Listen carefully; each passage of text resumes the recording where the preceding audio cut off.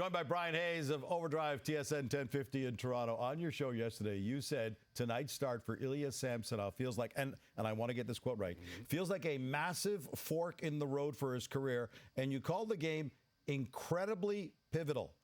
Hyperbole in the midst of your show, or absolutely true? They don't call us the best for nothing, Gino. Hyperbole, it can sell sometimes, right? It gets people in, but I do think it's truthful here. I really do. This guy, every athlete, right? There's new chapters in every athlete's career. This feels like a very prominent one for Ilya Samsonov. This is almost a first impression, right? You've had 2 starts since you returned from your sabbatical when he left the team, and this is a massive game against a really good group in Winnipeg, and the Maple Leafs need him. They desperately need him. Martin Jones brought everything he possibly could to the table. We'll see what he's got left in the future. Joseph Woll is a rookie who's had a big injury here. I don't know what he's going to bring when he returns. They really need Ilya Samsonov to get back to where he was last year. He's done this before. He has been a true, legitimate number one that carried this team at times last year. I think it's huge, not only for his career, but certainly his Maple Leaf tenure. He's got to prove he's got it back together. He's back on the rails. He's confident again. If he starts doing that tonight, it could really be something we look back on in the future. Doesn't have a lot of time, though. The Leafs only have 37 regular season games left. What are the percentage chances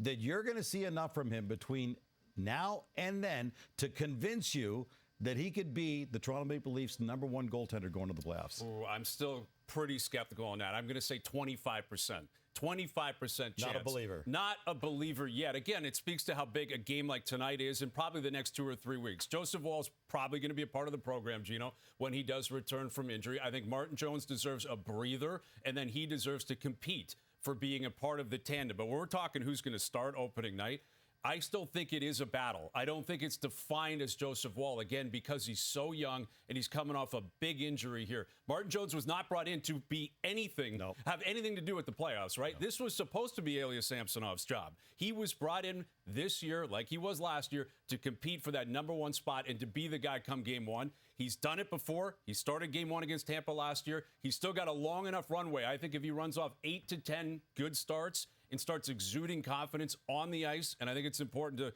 point this out as well, exude confidence off the ice, he has a 25% chance that he can still get to there. Listen, 3 weeks ago, 4 weeks ago, it was probably 0% or close to it, Gino. So I'll give him credit that he's in the right direction. Back in this position. Samsonov's got a lot to prove, though. Going into tonight's game, he's still tied for dead last in the NHL with an .866 save percentage.